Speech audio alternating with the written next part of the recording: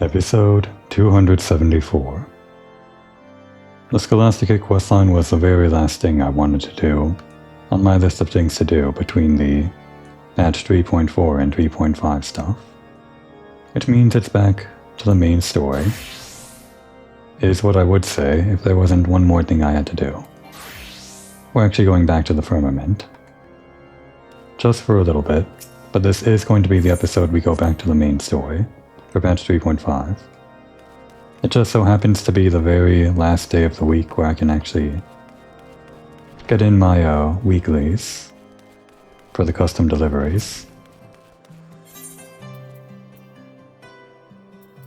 So we'll be continuing that story just a little bit for how long it takes, or for however long it takes. It's not going to take forever. That wasn't a Freudian slip. It might take like 15 minutes, maybe.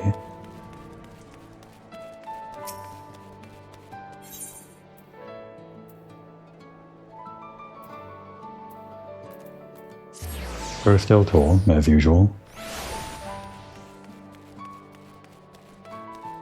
When we last left her off, she was pursuing a new craft or something. Which one was it this time? Culinarian? Our need for tools is ever growing. I trust you brought something that will help answer that need. Crafting tool components. I don't remember which one it was. But yeah, we have these. We prepared them last time. Oh wait. There we are. Ah, so this is what I used to make culinary delicacies. It was culinarian, yeah. Up until now, I thought cooking was little more than a matter of roasting meat until blackened. But I can see now that is not the case. I shall treat this tool with the utmost care. We read that last time, and that one too. And I am actually on the right class to get the experience this time.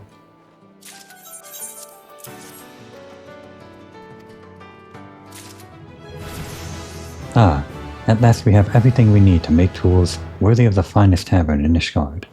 I must hurry to inform Master Arvid. My stomach is rumbling. Or rumbling already at the thought of how we might put those tools to use.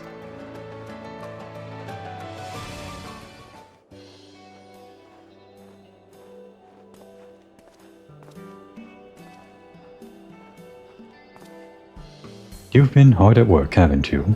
With all the time your industrious efforts have saved us, I've taken it upon myself to make all the tools we'll need for our next step, cooking.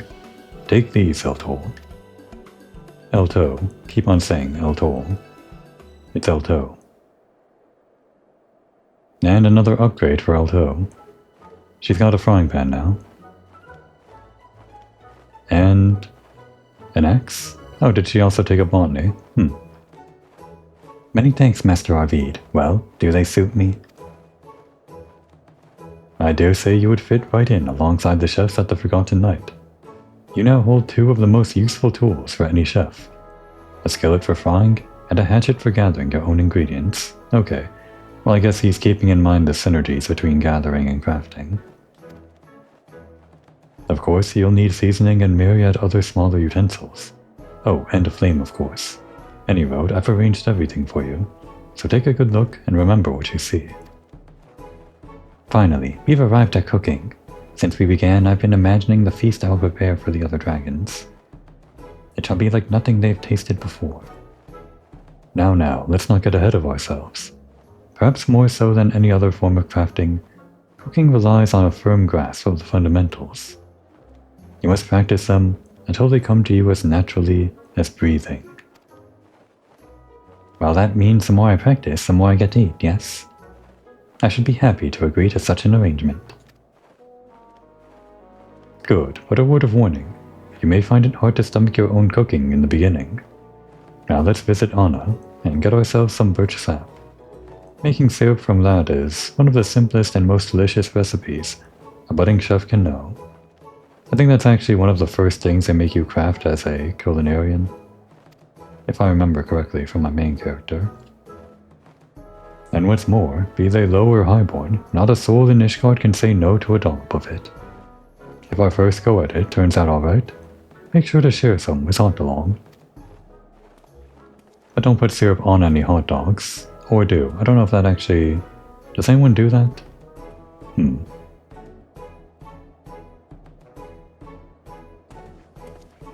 Alto's journey has been long indeed, and it seems she still has a ways to go. Does every crafter go through the hardships she has? No, absolutely not. Komoi's never had any trouble. Ah, that is heartening news. Truth be told, I had some doubts as to whether or not she was suited to this. But I see now that she is in good company, as am I. Speaking of which, Alto has told me much and more of her kind, that I have taken painstaking notes every step of the way. I feel the day I can begin writing my chronicles is fast approaching. So we've been taking notes, but not actually writing the chronicles. I guess you have to, gather the material before you can actually write everything. The foreword has to keep in mind everything that comes after, right? And the foreword probably isn't the first thing that you write anyway. I wouldn't know. There is no writing crafting class in Final Fantasy.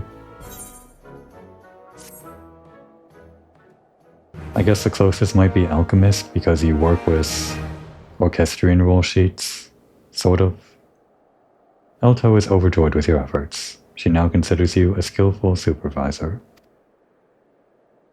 All that remains is to wait for the fruits of her labor.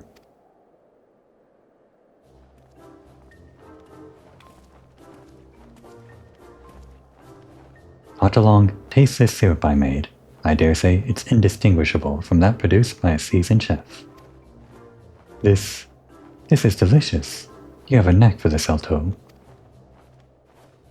I had the same thought. You can have more later, but for now, let's concentrate on the task in front of us. Keep well away from the jar. I'll know if you stuck your hands inside. Speaking of tasks, have you two come up with any ideas regarding what to serve at this feast of yours? Yes, eventually. I suggested one of my favorites, liver cheese sandwiches. They're small enough that even a young dragon like Alto can eat them easily, and a sandwich is so much more of a novelty than a piece of bread. But then Alto brought up a good point. Dragons aren't used to rich flavors, so liver cheese might be off-putting to some. In the end, we decided to go with a lightly seasoned fish for the filling. Perhaps one day, dragons will come to appreciate the wonder of liver cheese. But for now, I'm confident we can make a sandwich that will be the talk of the turning mess. You certainly put a lot of consideration into this. Impressive, lad. And you too, Alto. Seems all that's left is to... Oh no, wait, that's Arvid. Seems all that's left is to gather the proper ingredients then. And that's where you come in, Komoi. We will wait here and further discuss how we might make this sandwich one to remember. Little did you know Komoi came prepared in advance. Prepared to make sandwiches. She just knew somehow.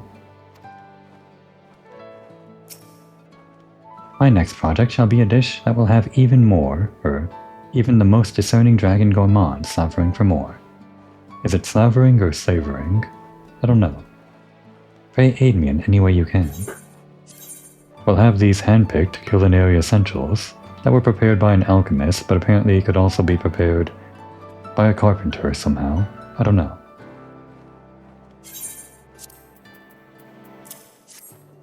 Aha! With this, I am one ilm closer to completing my masterpiece. A dish fit for dragons. The others are sure to go wild over it, and I dare say it will take all I have not to take a bite or three for myself. Yes, my mouth is watering just imagining what I might make with these ingredients. The other dragons may very well be compelled to travel all the way to Ishgard just to get one more bite. And have a couple more. And here you are.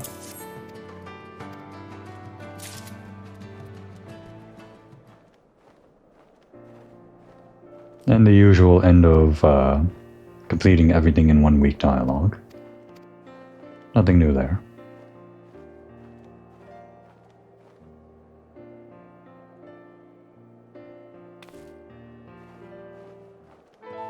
Okay, that's done. On to Charlie.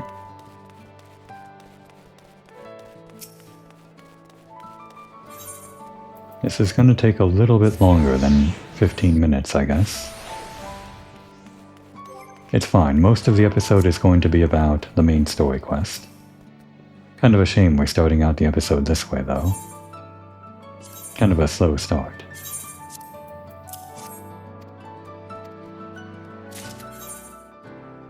Oh, we're actually running out of space for scripts. Pretty soon. That'll be 320 and then that's 800. Yeah, we should spend this on something real quick. Before we get into the whole story thing. I think last time we were getting all of these, master recipes. We already got Master Alchemist 9. And Carpenter 9, so I guess we just want...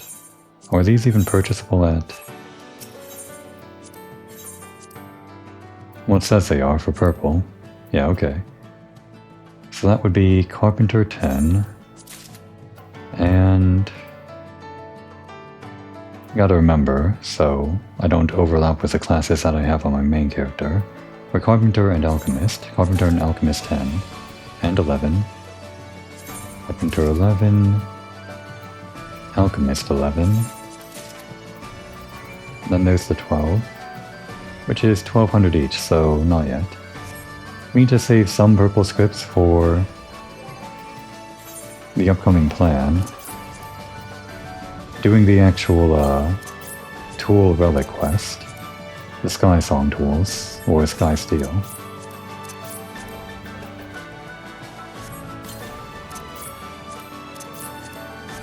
And there. Actually, maybe I should have spent all of this on crafters delineations, like a whole pile of them. We have these abilities now that require those, and I should probably keep them in my inventory. Maybe that's the next thing I buy if we cap out again. In between episodes or something.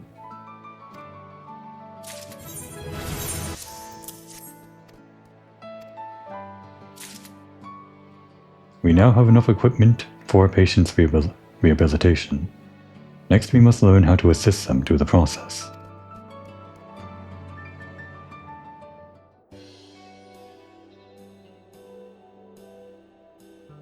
Have you heard, Komoy? Marlette's going to teach us how to help our patients. With their rehabilitation, that is.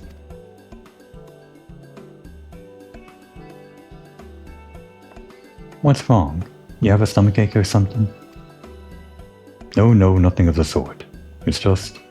I can't help but worry whether I will be able to assist our patients appropriately. What if they do not improve, or worse yet, end up suffering more pain? You could try and imagine you're hurting in the same places. That way, you know how they feel and can help them better. Besides, we'll be there too, me and Komoy, so don't worry, everything will be fine. Yeah, I guess we'll be there, you roped us in. Yes, you have the right of it. I shall do as you say, and imagine their pain as mine own. Come, let us have more that instruct us at once. Is that like a real nursing technique or something? Sympathetic pain or something like that?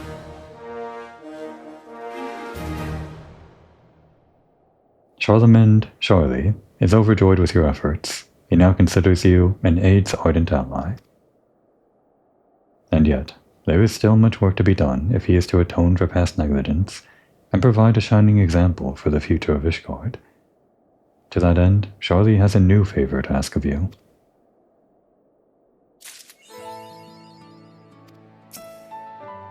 Their pain as mine own, their pain as mine own. Oh wait, we take the quest from her. This is actually like an actual intermediary step, so this is going to be longer than Alto's. Okay. The equipment you made is going to our patients better.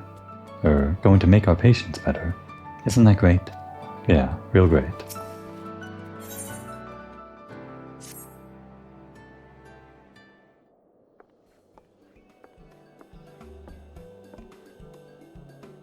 If you are ready, I shall explain how to assist our patients in their rehabilitation. I'm ready, Morlet. There you are, Uncle. Oh, new character, kind of. Ronantane, what are you doing here? I'm here to bring you back to your senses. Since returning from abroad, you have turned your back on your high-born peers, choosing instead to consort with low-born rabble.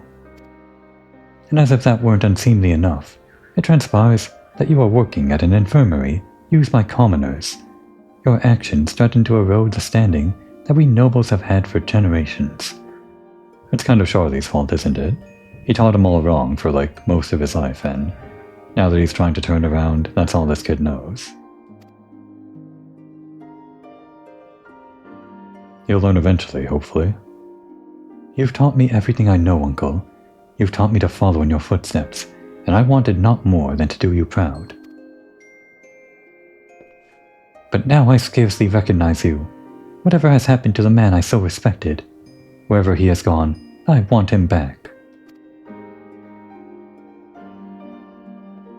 He doesn't see Charlemagne. He's Charlie now. He's turned over a new leaf, and he can't accept that. My apologies for the commotion. Please, continue. Are you certain, Charlie? Should you not attend to your nephew first?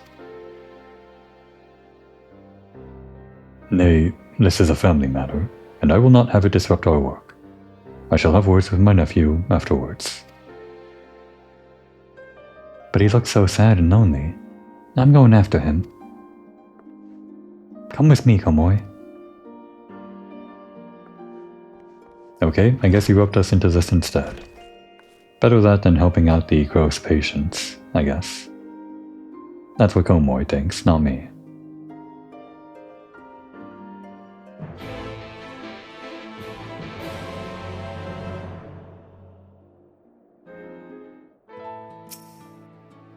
It is a starkly different world in which the nobles live, one which brings its own unique challenges. I apologize for my nephew's outburst. He is a good lad, truly. Yeah, I know we can't custom delivery while we're not doing this yet.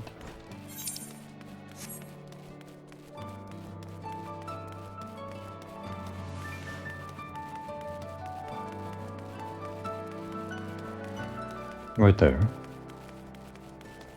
Ronantane, huh? This would be nephew, so cousin to our friend the pirate, Carvalane, I guess. Very different skin tone, though. I guess that's the different parentage, I suppose.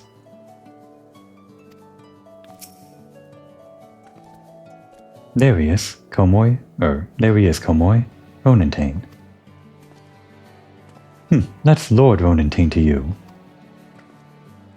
Oh, for yourself. Don't you know there's no more highborn and lowborn? We're all just his guardians now. Your uncle himself said so. But never mind that. You have to make up with him, you know. Your uncle. You do like him, don't you? Well, that's none of your business.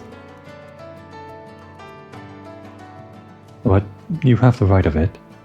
Since my father died in the war, my uncle has treated me as his own son.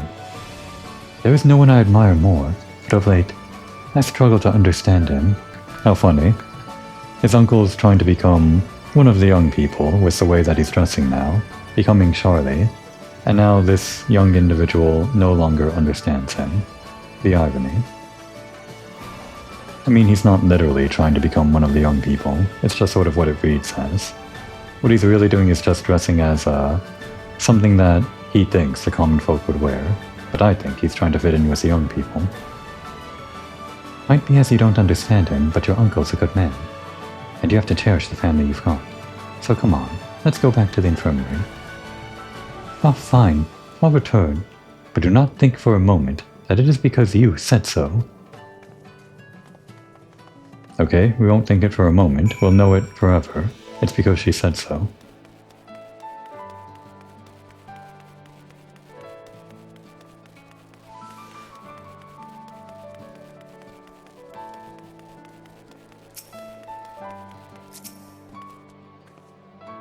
family should get along, isn't that right?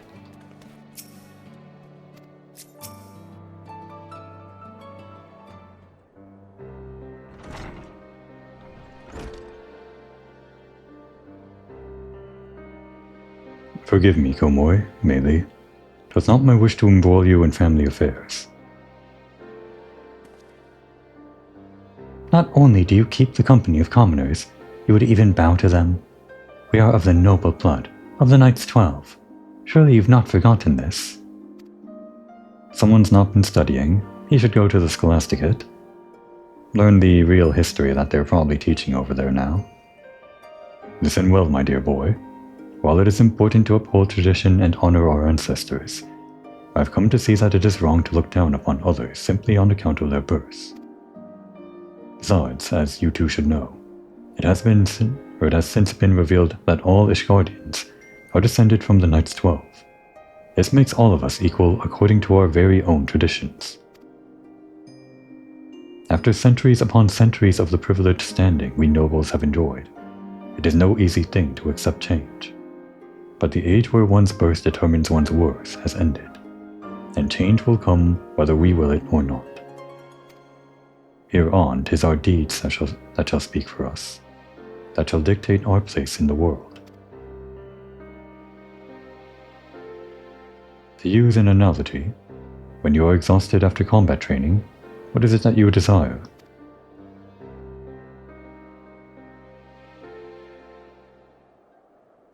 That would be rest, I suppose, and perhaps some sweets with tea.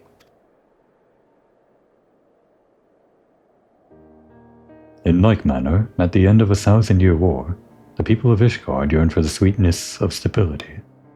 But stability will not manifest of its own accord. Nay, hard work is necessary to bring it about. Yeah, you gotta make the tea. No one's gonna make it for you. So I ask you, in an age such as this, whom would you respect more? A man who sits idly by waiting for the sweets to appear at his table? Or a man who busies himself in an effort to see everyone served? I would respect the latter, the man who would see everyone served. As you should, my boy, and I know none who serves more diligently than young Meili here, who places the needs of the patients above all else.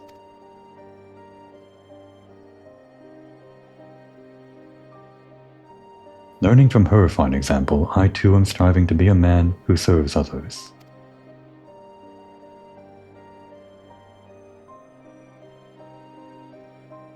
In this way do I hope to set my own example for you, my heir.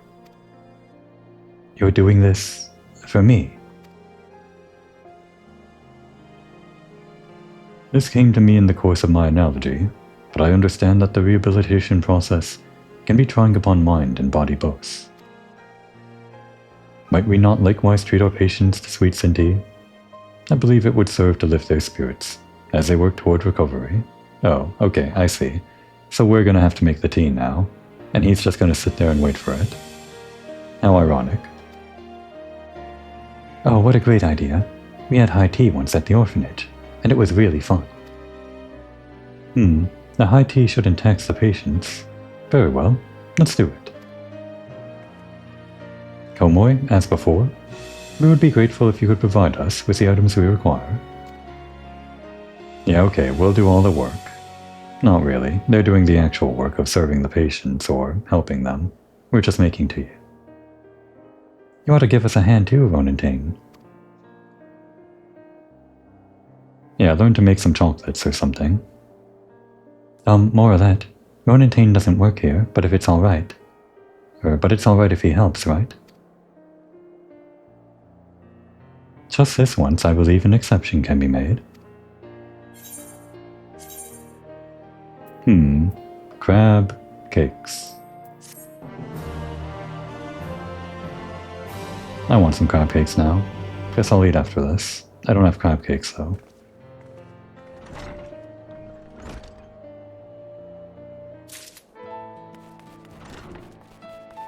Alright, custom deliveries resume. Komoi, we are currently preparing to host a high tea for our patients. Your assistance in the way of supplies would be appreciated. And here are some high-tea essentials prepared by an alchemist, but could have also been prepared by a carpenter. All of these things seem to have made more sense prepared by an alchemist, I guess. Both the, what would have been the culinarian ingredients for Elto and what is essentially the same thing here, high-tea essentials. But then there are some things that make more sense being prepared by a carpenter, like the wheelchair things that we made last time. In a snow-swept station, let me try that again. In a snow-swept nation such as ours, nobles and commoners alike are partial to a steaming cup of tea, served with sweets. These items will allow us to host an event that our patients will enjoy. Now if I might take a closer look. Yes, very fine stuff indeed. This will be a high tea to remember, mark my words. Almost level 80 now.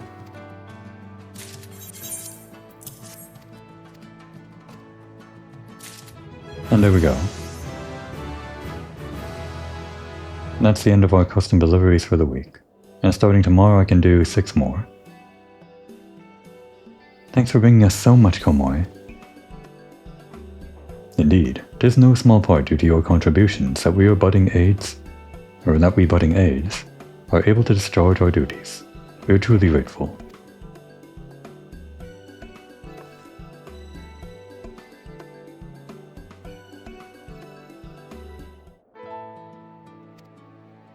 No, I didn't need to read that, I just remembered. That's the generic dialogue for completing the thing. All 6 in a week.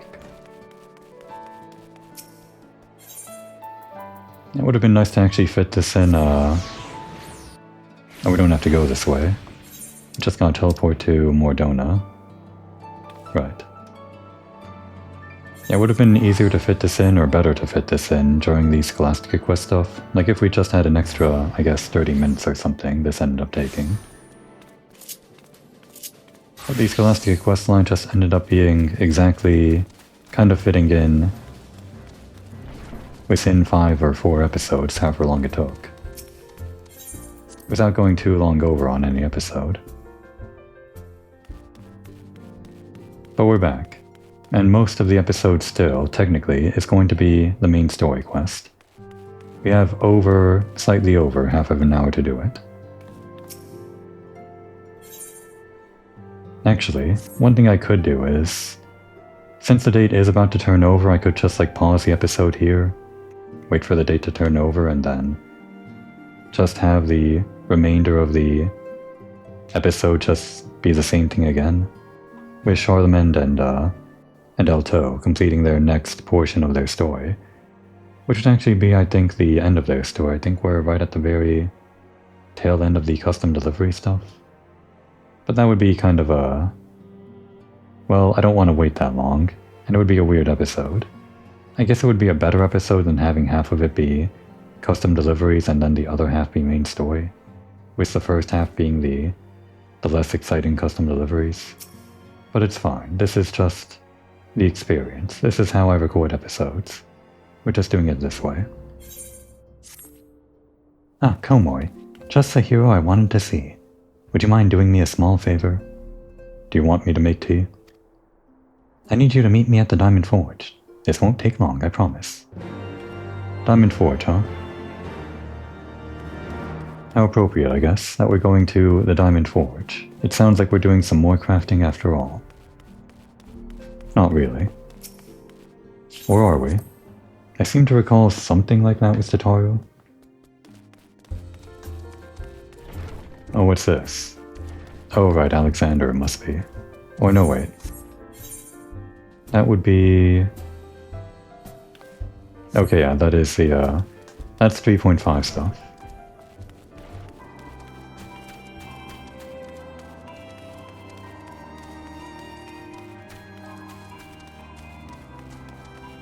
By the way, has anyone moved since a while ago? What about our Domin friends that are just hanging around?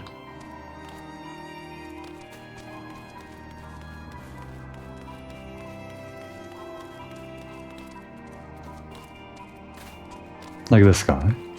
They're not everywhere, they're just sometimes around, I guess. But no, this guy's still reacting as if he just arrived, I think.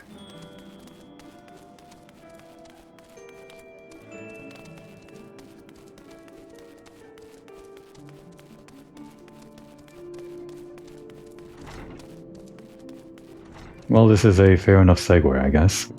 We do a lot of crafting and then we can just pretend that Tataru called us in on the link pearl and said, "Oh, I want you to do some more things with me over at the Diamond Forge, since you're such a famous crafter that everyone knows about."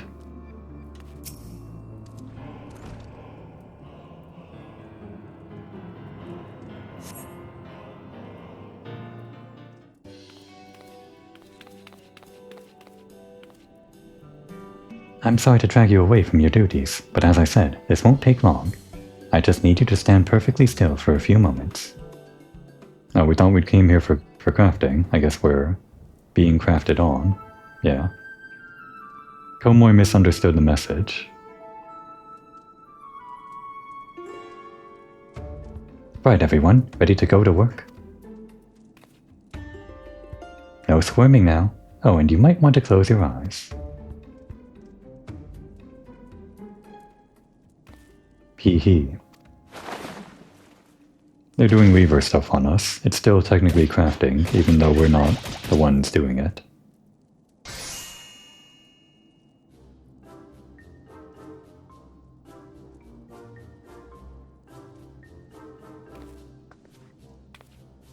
There, all finished. The Warrior of Light's every measurement, from heroic head to intrepid toe. Every measurement? I feel violated. Komoy feels violated. She just said so. Well, wouldn't you like to know? All in good time, Komoy. All in good time. I guess she was actually saying, what did you do that for? Aha, found you. Alphinaud wants everyone in the Solar for a meeting. I don't know what it's about, but he seemed to think it was very important. Go on, we have everything we need. No sense in keeping everyone waiting.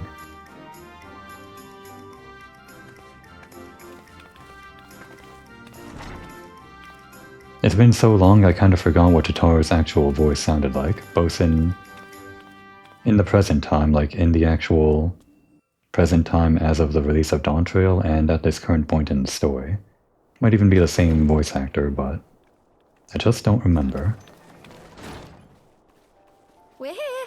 Did we miss anything? And here's some voice acting. Maybe we'll get to hear Tataru. We would not presume to begin without you, Ida.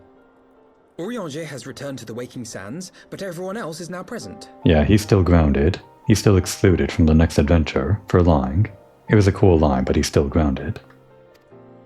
Yes, but for what exactly? We all have duties to attend to, Alphinaud, so you may dispense with the preamble. Thank you, Elysée. It is the very subject of those duties which compelled me to call this gathering. Though the Warriors of Darkness no longer pose a threat, Eorzea's many troubles demand no less of our attention. Yeah, goodbye forever, Warriors of Darkness. And while I stand by the decision to approach each task as we see fit, I fear our effectiveness will ultimately be diminished should we continue to act in ignorance of each other's efforts. Thus, I propose we elect a successor to Minfilia. Not to serve as a fully fledged antecedent, perhaps, but as a coordinator of operations. Oh really, Alphinaud? Is that all? Oh, then the decision seems clear. No one else has shown any enthusiasm for the role, and judging by your performance at our previous meeting, you would seem the perfect candidate. You always did have a flair for politics. That's Alphinaud. He always wants to be the one to schedule the meetings.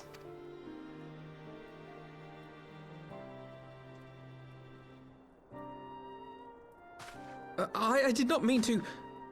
That was not my intention.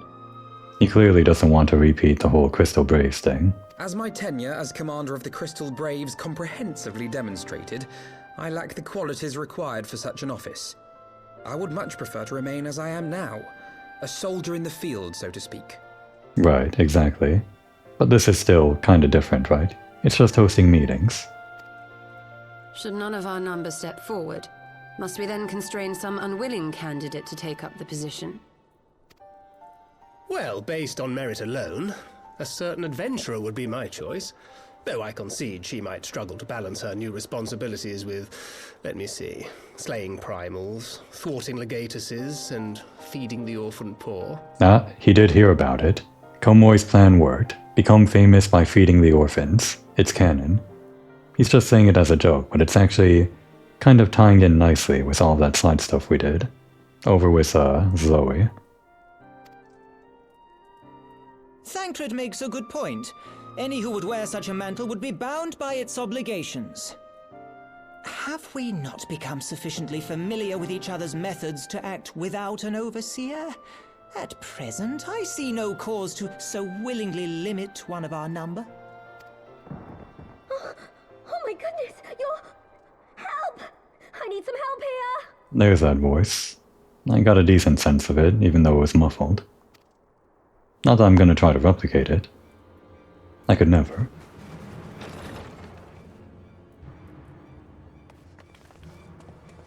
Oh, it's her. Tataru, are you all right? Me? I'm fine. It's this poor girl who just staggered in and collapsed on the floor that I'm worried about. Narco! God, how did... Yashola! Please, you have to help her! Kral, a hand if you would. Let us see about closing these wounds.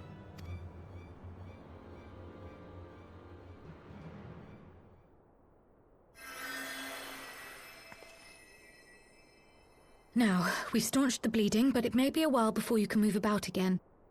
Though having seen your wounds, I'm surprised you are still moving at all. Thank you. My message. It was too important to delay. I took the shortest route I could, though I knew it was more heavily patrolled. As you can see, my efforts at evasion were not entirely successful. Honestly, you're too brave for your own good. What was so urgent that you needed to fight half the Empire to get here? You could have been killed. I'm sorry, Ida. I had good reason. But I imagine your friends are wondering who this bloody mess of a Mikote is. My name is Minago, and I belong to the Alamegan Resistance.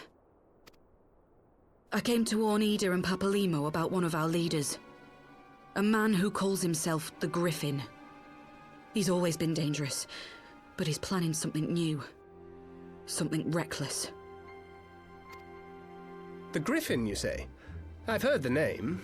Rumor has it your man is eager to test his claws.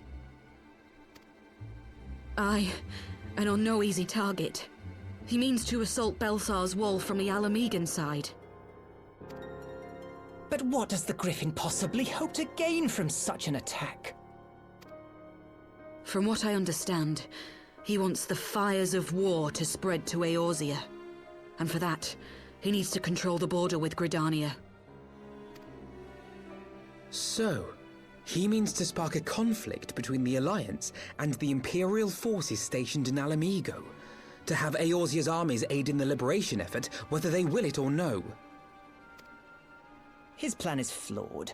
Even should the Resistance succeed in occupying the wall, they would not be able to hold it. Imperial reinforcements would drive them out within a week. Be that as it may, if there is even a chance that this scheme could bring about an escalation in hostilities between Eorzea and the Empire, the Alliance must be informed. Agreed. I should depart for Limsa forthwith and seek an audience with the Admiral. Thancred, Uldar is yours. Alphino and Alize, make haste to the Twelveswood and notify the Elder Seedseer of the danger to Gridania. She will duly call a council of the Alliance leaders, whom you must be ready to receive. You will be our voice in Ishgard. Explain the situation to Sir Emmerich, and encourage him to send an envoy. Ishola seems well suited to this role of coordinating the efforts, the one that Alphino mentioned. Although it sounds like before we were interrupted, we were just settling on, no leaders, no need for it. Tataru, Krile, I leave the care of our injured messenger to you. See that she remains quiescent and her wounds closed. I believe that covers everything. Let us be about our tasks. Look at this. In this particular instance, this one cutscene, I'm not sure if it happens in other cutscenes, I can't really remember, but the Signs of the Seventh Dawn is primarily, by a large margin, Lalafell, Tataru, Komori, Kryl, and Papalimo. We've got some missing faces, but usually it's like Ellison, right? Because there's Oriander... Wait, was Oriander Ellison? He is, yeah. Then there's Alfinode and Alice and, well, just primarily Ellison. Not even, like, primarily her. Yeah, I think only Dankrid and Minfilia would have been. Oh, and of course Ida, right there.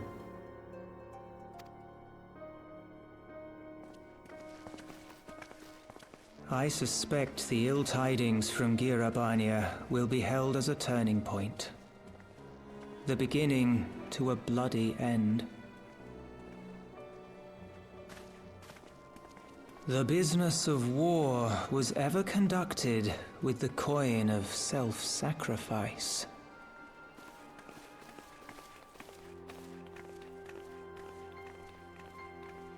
'Twas Master Louis Soir himself who taught us that such costs are not to be ignored or denied.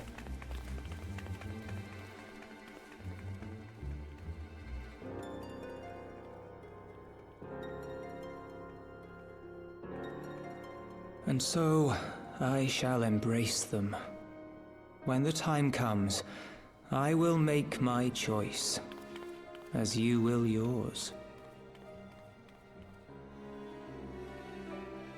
Papalimo's narrating because Lalafell have taken over the Scions. He earned that right. I guess we gotta talk to everyone again now that we've transitioned from 3.4 to 3.5, technically. I believe she said her name was Minago. Her cause appeared to have been genuine, but I must confess to feeling no small degree of trepidation, even as I stepped aside. We were all surprised by our sudden visitor, but Hoi was able to gauge the situation at a glance. He realized the Mikote posed no immediate threat, and permitted her to enter. Oh, is Hori like our bouncer, basically? Is that what he does all day? I think he is probably out on missions most of the time. But when he's not, he's our bouncer, I guess. But that didn't mean he wasn't alert for some manner of trap. Ah yes, mayhap the Elder is the finer man after all. And of course that's all Aenor is ever after. Even when casting the same incantation, the mastery of each practitioner greatly affects the efficacy of the spell. A principle that was amply demonstrated by our two young mages here. Oh, the mages are all having a chat, I guess. What is Clemence? She a white mage? Conjurer? No, not white mage, that's special. Mistress Kryl and Archon Ishtola are truly exceptional healers. It was an honor to witness their ministrations firsthand. Yeah, they weren't allowed to be in the cutscene. These guys are B-listers, or C-listers. I guess these ones are C-listers, Ochre and Clemence. Coltonet could have interrupted in the cutscene, but he didn't. If only I could tend to my brother's battle hurts with such proficiency. I have much study ahead of me. We have some training in the healing arts. So we shall take turns with Mistress Kryl in caring for her patient. Okay, yeah, you can do that. It'll all happen off-screen, so you are allowed that right as a C-lister. C-lister is still a higher rating than whatever nameless NPC there is outside of this room. Ochre in particular seems rather eager to learn from the experience. Home? I wonder what Isildur would have to say about our wounded visitor. His own injuries yet keep him abed. Did I miss savoring a cup of tea alongside his usual observations? You gotta make the tea yourself. We learned this. Although that's not what he was talking about. Tataru and Kryl took that resistance fighter to more private chambers, that she might recuperate in peace. The poor girl was in quite a state, wasn't she? And Ida and Papalimo. After conferring with Ishtola, we have decided to focus our attentions on the East Shroud. Someone needs to keep an eye on the border, not to mention the sylphs. I hate leaving Naga like this, but I know Karl and Tatar will take good care of her. And we're off back to Ishgard. We just left there. We're never quite done with Ishgard, not while we're still in the post-Heavensward patch quests.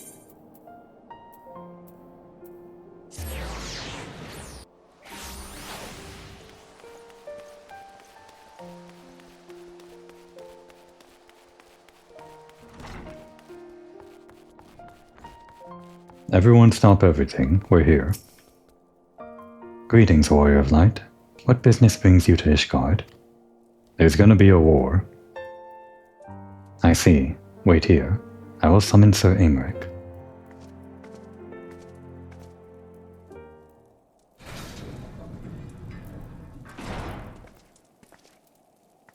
It is good to see you, my friend. 'Tis but a pity it must be under such circumstances. Had Lucia not informed me of the urgency of your suit, I would certainly have sent for some wine. You gotta make the wine yourself, Aymeric. We just learned this. Although that would probably take several years. But to business. I thank you for bringing these developments in Alamigo to our attention. Ishgard will of course send an envoy to attend the council in Gridania. I cannot say who will represent us. However, as the choice is not mine to make, not mine alone at any rate. Given the imminence of the threat, we may forego the formalities of a full assembly, but I will still need to consult my counterpart in the House of Commons prior to proceeding. Will you permit me some time to make the necessary arrangements? I thank you. Our representative, whomever we select, will require a suitable escort. Make your preparations, and inform Sir Handaloop that he is to lead in your absence. Yes, Lord Commander. Go, Moy. Pray accompany Lucia to the Gates of Judgment, and make ready to depart for Gridania. I will have our envoy join you as soon as I can. Fury speed you on your way. I'm already forgetting what Aymeric sounded like too. It's been so long. It probably hasn't been so long, but it feels like it's been so long.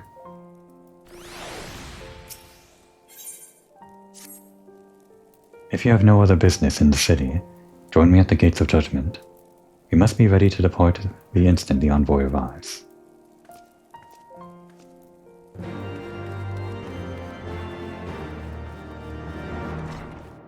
All I really remember is that Aymeric is always... well, he sounds pretty enthusiastic when he speaks, I guess. It's a bit more than just enthusiasm, though. Like spirited, even?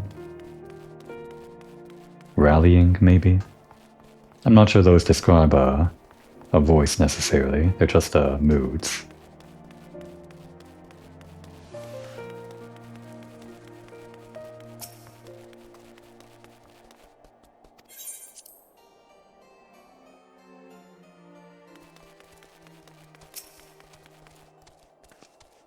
You are perhaps wondering who will represent Ishgard at the council.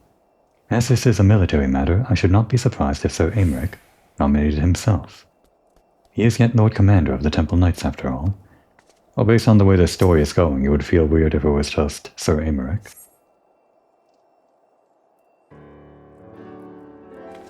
My money's on Hilda? Oh no, wait, it's Aymeric. We meet again. As it happens, my counterpart in the House of Commons agreed that I should act as Ishgard's envoy. Okay. Well, I mean, that makes sense, story-wise, and I guess it's not a surprise, and it doesn't have to be a surprise. They were just demonstrating that they were no longer unilaterally leading without the House of Commons and all that. Not I can see that there was ever any real doubt. As Lord Commander of the Temple Knights, it is my duty to sanction any military cooperation. Be that as it may, I could not in good conscience make the decision alone. Not with the ink scarce dry in the Republic's Book of Statutes. Right, exactly. I trust you understand, my friend. Alas, I must test your patience still further by making a brief stop at Camp Dragonhead. Given the trouble brewing in the Black Shroud, I would see that the garrison is ready to defend the border. Don't worry about it, it's on the way. I mean, technically nothing is on the way when you can just teleport wherever you want. But people still go places without teleporting in this world, like, all the time. Also, I figured out how to finally stop doing this, like, having my mount right here, on this particular point in the hotbar. I put it onto a macro on one of my sticks, which I also previously used for sitting and also locking on, because that was also an option you could do, specifically for the PS4 controller or PS5 controller. But I made it so that the macro lets me do that, sit and lock on if I'm not trying to mount. It's kind of wonky the way that it works, I won't go into detail, but it works for the way that I want it to work, I guess. I am glad that Sir Americ's counterpart saw the wisdom in his coming. Few if any in Ishgard can claim to possess his expertise in both politics and warfare. I mean, he is qualified. The garrison commander waits within. Why not accompany Komoy? You may see a familiar face. Oh, right. You know, I thought this point in the story came earlier, but sure. What are you doing here? Komoy, old girl. How wonderful to see you, and Sir Americ too. To what do I owe these unexpected pleasures? I will have some mulled wine brought up from the kitchens at once, if you will excuse. No, Honorroy. You have to make it yourself. We know this now. That's the lesson Komoy learned. Nay, do not trouble yourself, Honorroy. Honoraw. We shall soon be on our way. Lucia, a brief summary, if you will. Yes, Lord Commander. There's going to be a war. Those villains hardly need an excuse to wage war. Bloodletting comes as naturally as breathing to to an Imperial. Yeah, you're talking to a Guardian. Does he know this? I think he knows this. And thus shall we strengthen our patrols as you suggest. We shall also be sure to communicate these developments to Lord Francel and the Observatorium. I see you have everything in hand. Carry on, Commander.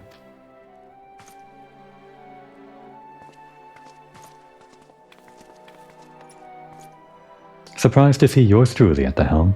Komoy was about to turn and leave, but I guess she was not surprised in the slightest.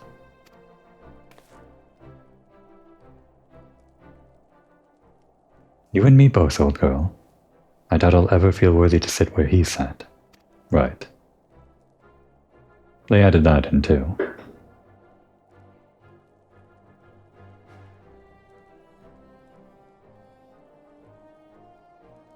Yet we can but play the hand we're dealt. And with a little help from the veterans, and Honoraw's ceaseless chiding, I'm sure I'll muddle through. So worry not, old girl. Off to Gridania with you. So yeah, that's his character development. He's trying to become more like this famous guy that led by example.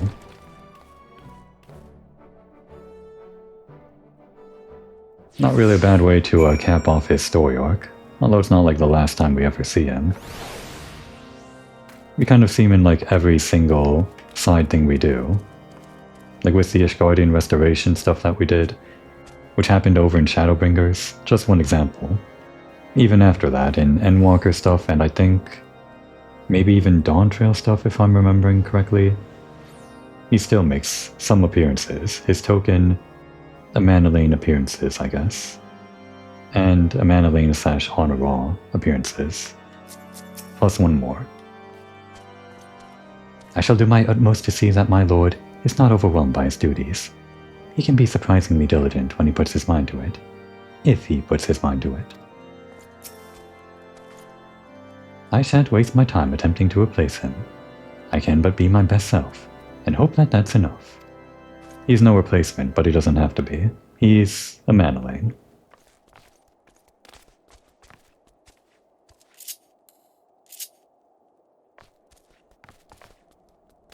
And off to Gridania. I guess we can just teleport there.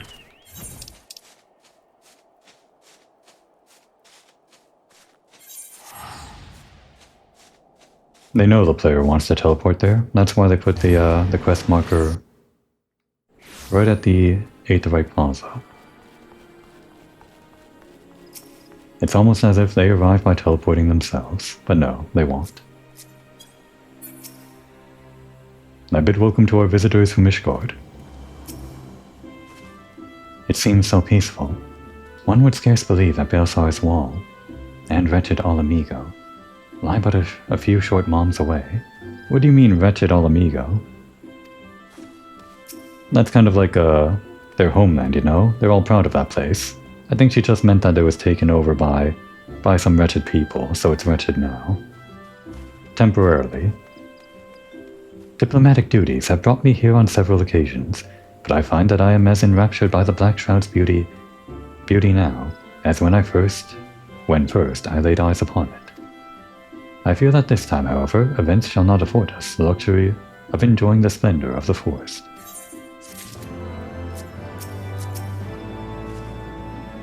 Etc., etc. I guess we'll just take the money. We have enough food. Don't we? We have like tons and tons of food and materia. I should sell the materia.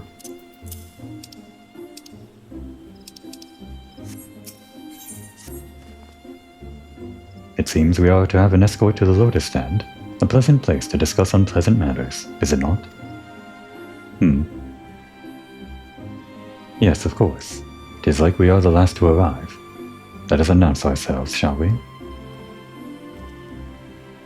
A pleasant place to discuss unpleasant matters. Very apt way to describe it, I guess. Do we ever have pleasant matters to discuss over there? I don't think we do. It's usually only ever about war.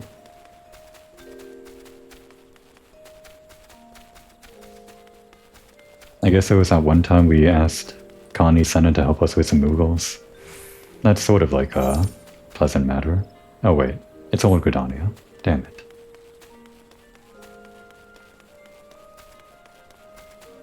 Speaking of macros, one thing you can do if you want to have sprint and mount kind of on the same macro is just do exactly that, have them on the same macro.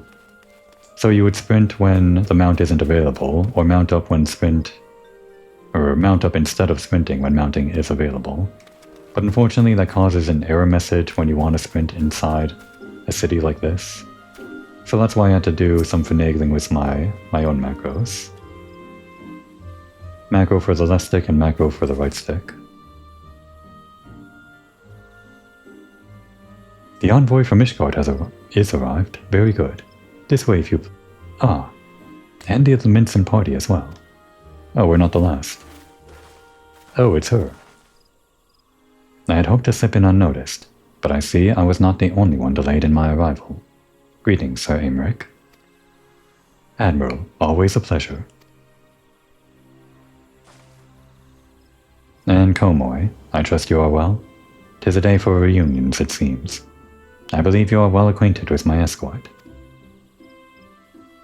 Lady Komoy, I was glad to hear from Ryle that the missing scions have now been found.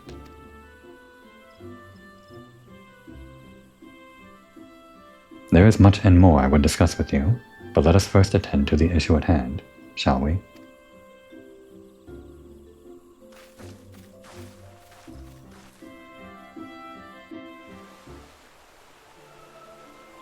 Seems like we're using the current Eorzean time lighting for this cutscene. I guess it still looks good at night. Not bad to have a war meeting at night, I guess. I bid you welcome, my friends. As you will by now be aware, the Scions of the Seventh Dawn have come into possession of certain intelligence concerning recent developments in the region of Gyr Abania. It springs, I am assured, from an unimpeachable source. Is that not so, Master Alphino? Indeed, Elder Seedseer.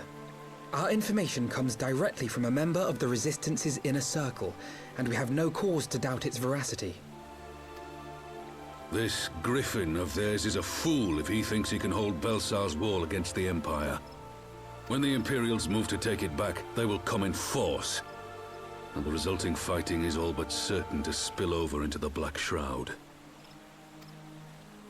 At the Battle of Cartano, the combined might of 3 grand companies labored to contend with the remnants of but a single Imperial legion. Alone, Gridania would be hard-pressed indeed to hold back the tide, should the Garleans turn their minds from reclamation to invasion.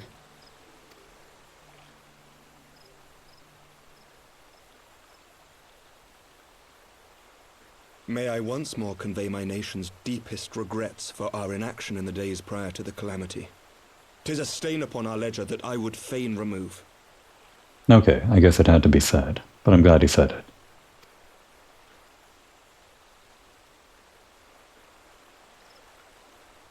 Elder Seedseer, I do hereby request leave to deploy a defensive force within the borders of Gridania. Ishgard's return to the Alliance shall be honored by more than mere ink upon parchment. Good first step. It's not too far from Ishgard, so it's not like the biggest step, technically. But still. The Doman people too would join any effort that weakens our common foe. We are few, but our most seasoned shinobi are at your disposal. And these guys have been helping out since the beginning, so... On behalf of my people, I offer you my humble thanks. Gridania welcomes your assistance. It is time we set our contingency plans in motion. Is the Alliance agreed?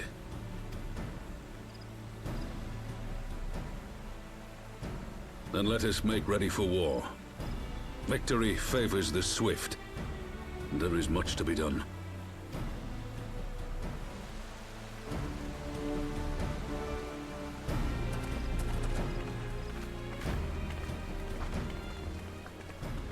Alright, great meeting. Quick one.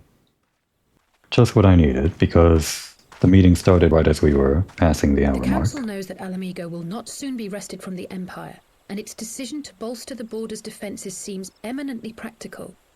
Why then, brother, do you scowl so? I guess there's still more cutscene. I agree that they have chosen the wisest course available. Indeed, the only reasonable one.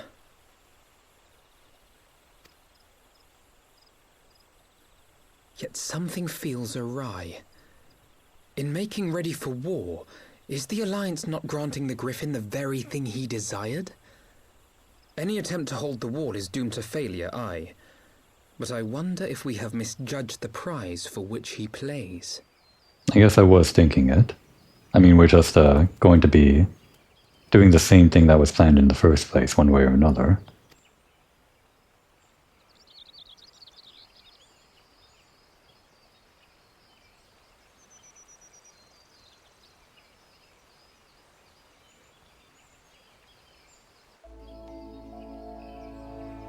And that's the end of the cutscene. And with it, the dawn of a new day. And some rising trouble, I guess. Turns out this episode ended up being more main story than that other stuff. Just because I went on longer than usual with the main story stuff. But that works out for me. Now would be a good time to take a break.